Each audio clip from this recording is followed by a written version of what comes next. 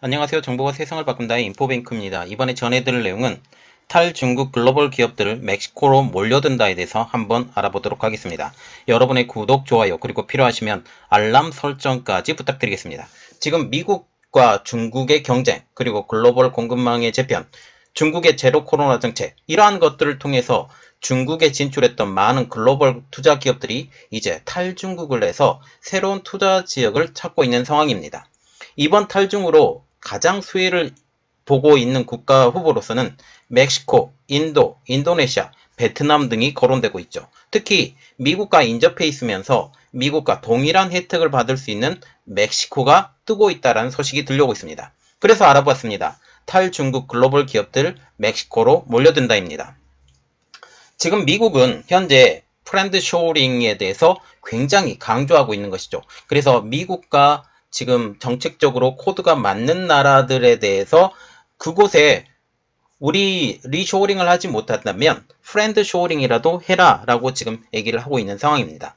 제니 델렌 미 재무장관은 글로벌 가치 사슬의 재편을 두고 미국에 투자하는 온쇼링, 그리고 미국과 지리적으로 가까운 국가에 투자하는 니어쇼링, 그리고 민주 자유라는 가치에 부합하는 우방국에 투자하는 프렌드 쇼링을 언급했습니다. 그래서 미국에 직접 투자하세요. 아니면 미국과 가까운 곳에 투자하세요. 아니면 미국과 정책적으로, 가치적으로 같은 정책과 가치를 유지하고 있는 나라에 투자하세요 라고 말을 하게 되는 것이죠. 상황이 이렇게 되자 인건비와 여러 가지 제반 사항을 고려해 미국에 진출하기 어려운 기업들이 미국과 근접한 멕시코를 선호하고 있다는 소식이 나오고 있습니다. 케빈 러너 전 호주 총리는 멕시코가 중국에서 이탈하는 글로벌 기업들의 유력 후보지로 부상하고 있다라고 강조를 했는데요. 니어쇼링의 최대 수혜처로 멕시코가 자리 잡아가고 있는 것이죠. 그리고 또한 캐나다도 그 혜택을 보고 있지만 멕시코만큼은 더 혜택을 보지 못하는 것으로 알려지고 있습니다. 이는 중국에서 빠져나오는 글로벌 기업들이 지정학적으로 가장 유리한 곳을 찾아서 결정하는 과정에서 드러나고 있는 것이죠. 외국인 직접 투자라는 기준을 적용해 보면 2022년 멕시코는 사상 최대치를 기록 중이며 400여 개의 북미 기업들이 멕시코에 진출할 계획을 갖고 있습니다. 프렌드 쇼링의 최애국인 인도에는 사상 최고인 1000억 달러 투자가 올해 몰리고 있는 상황이죠. 뱅크 오브 아메리카의 보고서에서 멕시코의 활용에 대해서 지금 잘 보여주고 있습니다.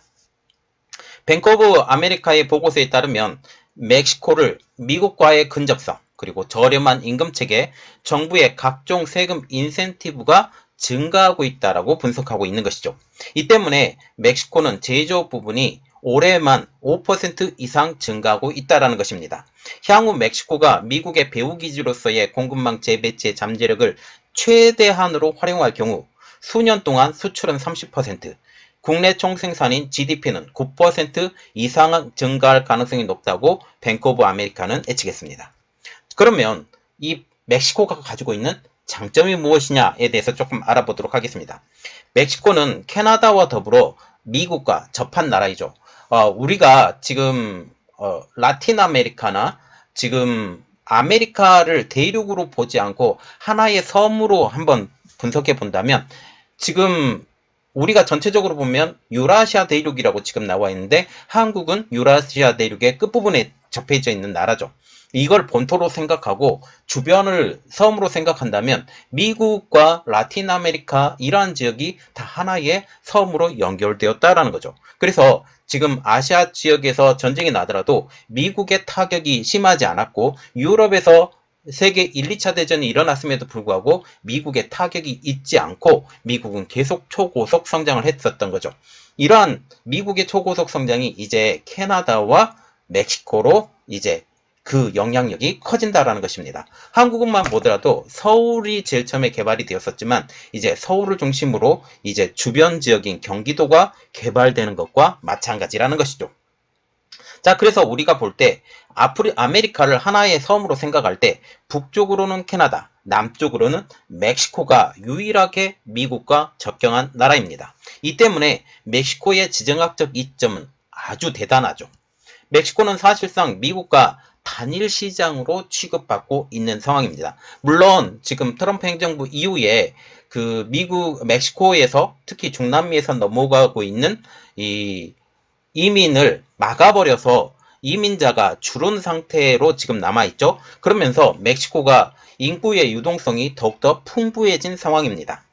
멕시코에서 생산한 제품들은 미국 국내에서 생산한 제품과 같은 혜택을 제공받고 있는데, 특히 지금 미국, 멕시코, 캐나다가 하나의 블록처럼 지금 형성이 돼 있죠. 그래서 멕시코에서 만든 제품, 캐나다에서 만든 제품들이 다 하나의 제품처럼 연결되고 이어지고 있는 것입니다. 멕시코는 특히 세계 최대 시장인 미국과의 근접성이라는 지정학적 이점 때문에 1999년 이후 글로벌 기업이 1만 3천여 곳이 투자하고 있는 것이 바로 멕시코라는 사실이죠. 여기에 미국과의 갈등으로 떠나는 기업들의 좋은 안식처가 될 수 있는 것입니다. 특별히 중국의 세계 공장으로 불렸었죠. 세계 공장으로 불렸었는데 미중 갈등 때문에 지금 중국에서 떠나려고 하는 기업들이 많아요. 그런데 그 대안처로 멕시코가 떠오르고 있다라는 것입니다. 멕시코 정부도 이제 중국의 영향력이 떨어져 감에 따라서 좋은 일자리를 만들고 성장을 촉진하기 위해 제조산업 입점 환경에 유익한 투자를 아끼지 않고 있는 것이죠. 2021년 멕시코 GDP 가운데 제조업이 차지하는 비중은 17.95%. 여기에 현재는 미국과 중국과의 갈등, IRA를 통한 미국 중심의 공급망을 구축하려는 상황에서 멕시코는 꽤 그럴싸한 대안이 되고 있습니다. 멕시코는 이번 글로벌 공급망 재배치 과정을 잘 활용해 이를 지금 제조 부분이 17.95%였는데 20% 선으로 끌어올리려고 하고 있습니다. 이를 위해 멕시코는 제조업 활성화 제도인 인맥스 프로그램을 등록할 경우 지금 외국 기업의 생산 자재나 자산에 대해서 16.5%의 부가세 면제, 낮은 임대료, 물과 전기료 사용 지원을 보장하고 있는 중입니다. 여기에는 멕시코의 지정학적 위치가 많이 도움이 되고 있는 것이죠. 멕시코는 북부 전역이 미국과 접경하고 있다는 이유로 미국으로 수출하는 제품의 88%를 도로를 이용하고 있습니다. 그래서 항공기를 이용한다든지 아니면 배편을 이용한다든지 그런 것보다도 훨씬 더 많은 부분들이 거의 대부분 도로를 이용하고 있다라는 것이죠. 코로나 기간 동안 멕시코는 이러한 이점을 많이 봤습니다. 항구와 공항이 막혀서 수송이 지연되고 수송 비용이 올라 고통을 겪었던 기업들이 멕시코 공장에서 육로를 이용해 운송하는 기업들이 너무나도 부러웠다는 것이죠. 이는 비용 절감, 소요기간 단축의 효과를 나타냈고 이것은 바로 제품의 경쟁력을 높여서 판매량이 더 늘어나는 효과를 보장했던 것입니다. 현재 멕시코는 전 세계 50여 개국과 FTA를 체결한 상황이죠. 이들 국가에서 진출한 기업들이 멕시코에서 생산한 제품들은 미국 본토로 수출될 때 멕시코산으로 취급되기 때문에 지금 미국과 멕시코 간에 FTA를 맺고 있었어요. 그래서 멕시코에서 생산된 제품들이 거의 대부분 수출 관세 없이 미국으로 들어가는 상황이기 때문에 많은 국가들이 멕시코와 FTA를 체결하려고 하고 있으며 멕시코도 이 기회를 10분 활용하고 있는 것입니다. 지금 멕시코에서 지금 가장 큰 장점으로 여겨지는 것은 곧 낮은 급여입니다. 시간당 최저임금이 2022년 20%나 인상이 되었지만 여전히 4달러 수준이고 미국과 같은 경우는 30달러, 심지어 중국과 같은 경우는 6달러에 비해서 이 수준이 저렴하다라는 것이죠. 그래서 지금 보시면 중국의 6달러 수준보다 더 저렴하기 때문에 상당히 급여 면으로서 장점이 있다. 물론 중국과 같은 경우는 이미 많은 공장들이 들어가서 인프라가 있었던 이러한 상황을 비교하면 이것은 또 이야기가 달라진다라는 것이죠. 특히 세계 공장으로 불리는 중국보다도 낮은 임금은 큰 경쟁력으로 현재 다가오고 있습니다. 이는 탈중국을 계획하는 기업들에게 많은 유혹으로 다가오고 있는 것이죠. 또 다른 강점은 쉽게 찾을 수 있는 노동력입니다. 지금 중남미 지역에서 미국으로 들어오려고 많은 사람들이 멕시코에 들어와 있는 상황이에요. 그런데 트럼프 행정부 시절에 이것을 막았죠. 그러면서 멕시코에 상당히 많은 사람들이 있다라는 것이죠. 지금 코로나 이후 미국으로 들어오진 못한 노동인구가 여전히 멕시코에 많이 남아있는 것입니다. 이것이 지금 현재 멕시코가 임금이 점점 더 낮아지는 이유가 되는 것이죠. 이로 인해 미국에는 노동력 부족으로 멕시코에는 노동력 과잉이 되고 있는 것입니다. 이 때문에 미국의 임금은 점점 더 올라가고 있는 상황이죠. 지금 현재 멕시코는 대략 5,900만 명의 노동 가능 인구가 있다고 파악되고 있습니다. 대략 5,900만 명의 노동 가능 인구 중 현업 종사자는 불과 700만 명. 이 때문에 잉여 노동력 확보가 굉장히 쉽고 숙련공 육성 프로그램도 다양해서 인력 확보에 큰 어려움이 없어 이 또한 강점으로 작용하고 있습니다. 그래서 낮은 임금 그리고 노동 가능 인구가 상당히 많다. 이것은 굉장히 큰 강점으로 다가오고 있는 것이죠. 어떠한 글로벌 기업들이 멕시코에 들어가고 싶어 하는지를 알아보기 위해서는 현재 멕시코의 제조 산업의 현 주소를 파악하는 것이 굉장히 중요합니다. 현재 멕시코의 3대 주요 산업은 담배, 항공우주, 석유광업입니다. 특히 석유광업과 같은 경우는 지금 미국과 인접해 있죠. 인접해 있으면서 미국이 지금 석유가 많이 나오고 있는 뉴멕시코 지역이나 이러한 지역, 텍사스 지역에 이러한 것 있는데 이게 다 연결되어 있는 이러한 상황이라는 것이죠. 석유는 매일 370만 배럴이나 생산되고 있습니다. 그러면 멕시코의 주요 제조 산업 현황을 알아보도록 하겠습니다. 첫 번째로 알아볼 것은 항공우주 산업. 2021년 멕시코의 항공우주 산업의 규모는 62억 달러. 2027년까지 연평균 18%의 성장률을 보일 전망이며 전 세계 300여 개의 항공우주 관련 제조 기업들이 멕시코에 진출해 있습니다. 두 번째로 보는 것은 자동차. 자동차는 상당히 많은 나라에서 들어가 있고 특히 현대차와 기아도 지금 멕시코에 공장이 진출해져 있는 상황이죠. 이 분야는 현재 한국의 현대차에게 매우 중요한 상황입니다. 멕시코는 2021년 기준 314만 대를 생산합니다. 이는 세계 7대 생산량으로 불리고 있는데요. 10개의 글로벌 기업들이 OEM 방식으로 멕시코에 진출해 있습니다. 이는 자동차가 내연 기관차에서 미래 자동차인 EV, Electric Vehicle로 옮겨가고 있는 상황. 특히 배터리 산업이 가장 큰 핵심으로 떠오르고 있는 상황이죠. 멕시코에서는 리튬과 망간이 채굴이 되고 있습니다. 리튬의 경우 매장량은 풍부하나 환경 문제로 아직 채굴이 많이 되고 있지는 않지만 이게 합법화가 되면 배터리 관련 기업들의 신규 투자 등 큰 성장 동력이 될 전망입니다. 지금 리튬이 정말 많이 생산이 되고 지금 최대 리튬 회사는 중국 기업이죠.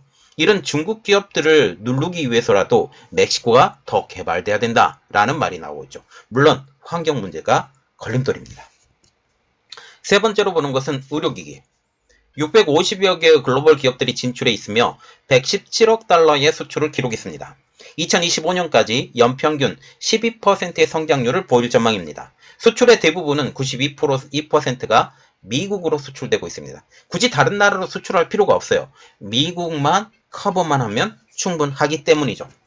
네 번째로 보는 것은 전자제품.